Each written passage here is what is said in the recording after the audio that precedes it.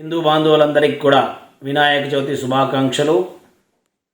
వక్రతుండ మహాకాయ సూర్యకోటి సమప్రభ నిర్విఘ్నం కురవే దేవ సర్వకార్యేశ్వరద. ఈరోజు హిందూ బంధువులందరికీ కూడా వినాయక చవితి సందర్భంగా అందరికీ శుభాశిష్యులు.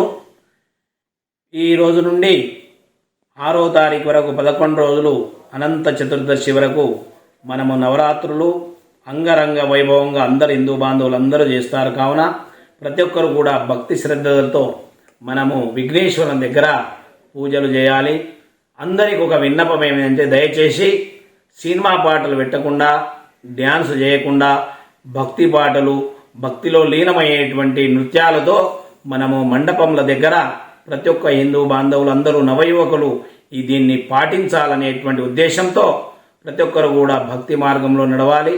వినాయకుడు మనల్ని అన్నింటినీ నిర్విఘ్నం కురవే దేవ, అన్ని విఘ్నాలను కూడా నిర్విఘ్నం చేసేటువంటి ఆ వినాయకుని ప్రతి ఒక్కరు కూడా పూజిస్తారు. కాబట్టి దాని భావన కూడా అందరికీ కూడా భక్తి ఉన్నది. కాబట్టి దాన్ని వమ్ము చేయకుండా భక్తి శ్రద్ధలతో విశేషంగా చెప్పేటువంటి నవయువకులకు అక్కడ మండపాల్లో ఎటువంటి ఆటలాడకుండా, కొంతమంది మండపంలో వెనుక కూర్చొని పత్తలాటలాడడం కానీ ఇటువంటి మనకు అవి నష్టాన్ని చేస్తాయి. దయచేసి మనం పవిత్రమైనటువంటి మనసుతో మండపం నుండి ఆ విఘ్నేశ్వరుని మనము పూజిస్తే మన అష్టైశ్వర్యాలు మనకు ప్రాప్తం అవుతాయి. కాబట్టి ప్రతి ఒక్కరు కూడా మరి నవయువకులకు భారీ వర్షము పడుతున్నది కావున కరెంటు యొక్క సమస్యలు ఉన్నప్పుడు దాన్ని జాగ్రత్త పాటించండి.